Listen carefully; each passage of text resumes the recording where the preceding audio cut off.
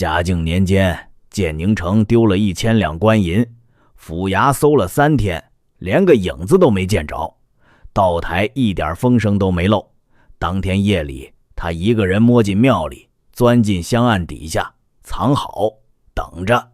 没多大功夫，4个男人推门进来，跪倒在神像前，嘴里不住地念：求神仙保佑，千万别露馅儿。香案底下，道台慢慢眯起了眼睛。这案子说来不复杂，让人拍大腿的是，道台大人到底是怎么猜到贼会自己送上门来的？闲来无事，听一段书。列位，嘉靖年间，福建这边可不太平，倭寇到处作乱，闹得最凶的就是兴化和漳州。有个叫林命的老官员，辛苦了大半辈子，总算退了休。他攒下的家底儿特别厚，可看着家乡那乱象，根本不敢回去住。最后他一琢磨，干脆带着家当躲进了建宁府的临江门，租了间院子暂住。本想着能安稳养老，结果这财宝一路白，就被一双贼眼给盯上了。没过多久，林乡官打算翻新一下房子，请了一批工匠。领头的工匠叫密集，表面上是个干活的木匠，到了晚上就是个梁上君子。他在阁楼上干活的时候，无意间瞅见了一堆堆的像小山一样的皮箱。密集心里咯噔一下，这沉甸甸的分量，里面肯定装满了白银，他一个人吃不下这块肥肉，立马想到了建阳县的大贼头蒋承熙。说起这个蒋承熙，那可是当地鼠贼的头，这家伙不光身手好，能在屋顶上像猫一样穿行，心眼子还特别多，滑得像条泥鳅。他在市井和衙门里都有不少狐朋狗友，手底下的徒弟多到数不清。虽然以前被抓过好几次，脸上都刺了字，但他照样横行霸道。密集找到他，把消息一放，蒋承熙的眼睛立刻就亮了。趁着天黑，这伙贼悄悄爬上了林家的房顶，他们熟练地撬开瓦片，顺着房梁就钻了进去，动作轻的连看门狗都没惊动，一口气搬走了6个沉甸甸的大皮箱，里面装的居然全是白银，每箱整整500两。到手后，天已经快亮了。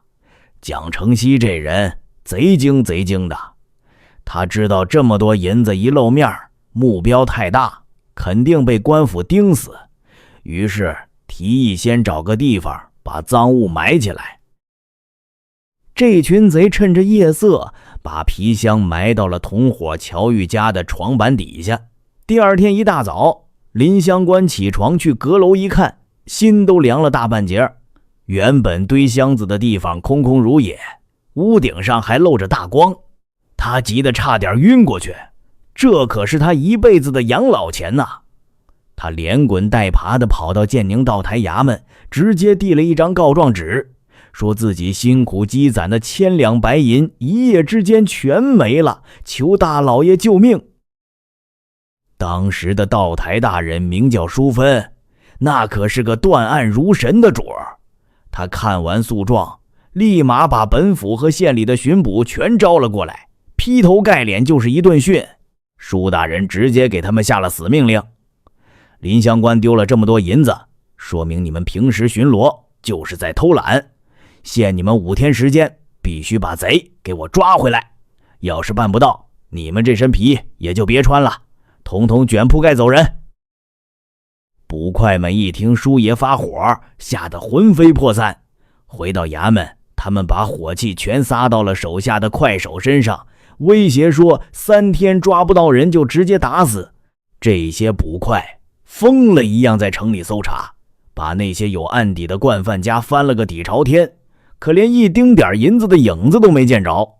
眼看着期限越来越近，这帮贼也听到了风声，知道这次官府是动了真格，心里也开始打鼓了。舒大人见硬查硬搜不管用，就换了个招。他问身边的人，建宁城里哪个庙许愿最灵验？手下说，城外的东岳庙香火最旺，老百姓求签许愿都去那儿。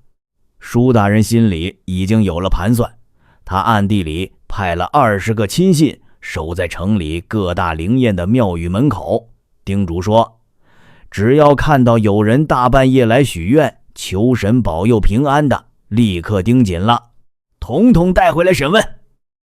到了夜里，舒大人换上一身普通人的便装，带了2个随从，悄悄摸进了东岳庙。他躲在香案底下的阴影里，屏住呼吸，静静等待。没过一会儿，果然有4个男人鬼鬼祟祟地走了进来。他们跪在佛像前拼命磕头，嘴里念叨着，叔爷查得太紧了，求神仙保佑我们躲过这一劫，要是能平安无事，以后一定杀猪宰羊，奉上1000两金银来还愿。舒大人在暗处听得真真切切，心里冷笑一声，可算逮着你们了。他并没急着动手，而是悄悄跟在这些人身后。这4个人进了西门，来到一个破旧的院子里。其中一个人大概是太兴奋了，居然直接在床前的踏板上蹦了2下，得意地说，宝贝还在这儿，动都不动呢。舒大人一看时候到了，立刻发信号，叫来了潜伏在附近的捕快。捕快们一拥而上，把这4个还没反应过来的贼全给锁了。舒大人指着那块踏板说，赃物就在下面，给我挖。手下人用力一掀，果然露出了那6个沉甸甸的皮箱。围观的人都傻眼了，大家都觉得舒爷简直是神仙下凡，不出大门就知道贼躲在哪儿，连藏钱的地方都算得一清二楚。其实舒大人早就算准了，做贼的人心虚，出了事头一个想的就是求神拜佛。第2天，舒大人请林乡官过来认领财物，他故意拿话试他，贼是抓住了，但银子恐怕早被他们花光了。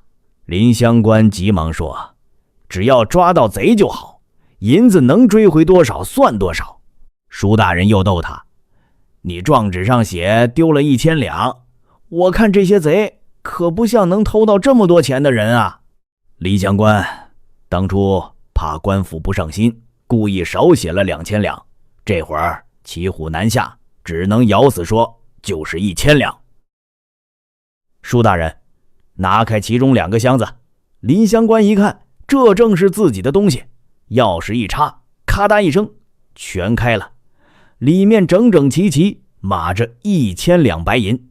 可当舒大人又搬出剩下那4个箱子时，林乡官眼都直了，忍不住喊道，这4个也是我的。舒大人板起脸说，你刚才不是说只丢了1000两吗？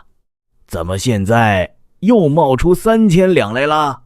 多出来的这些，你难道是想冒领吗？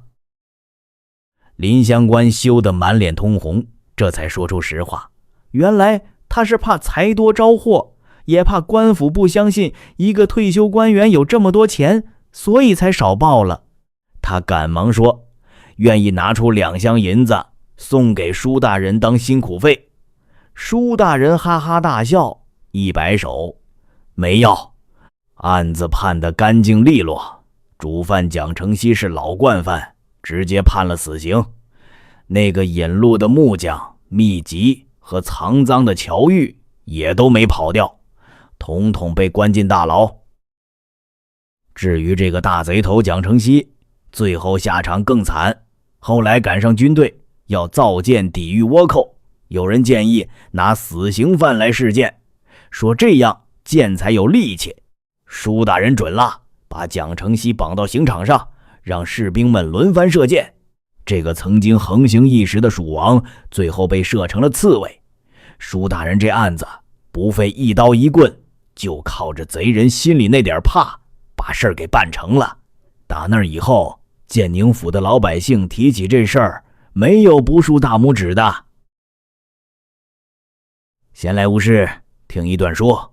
本期明代奇案录就到这里，咱们下期再见。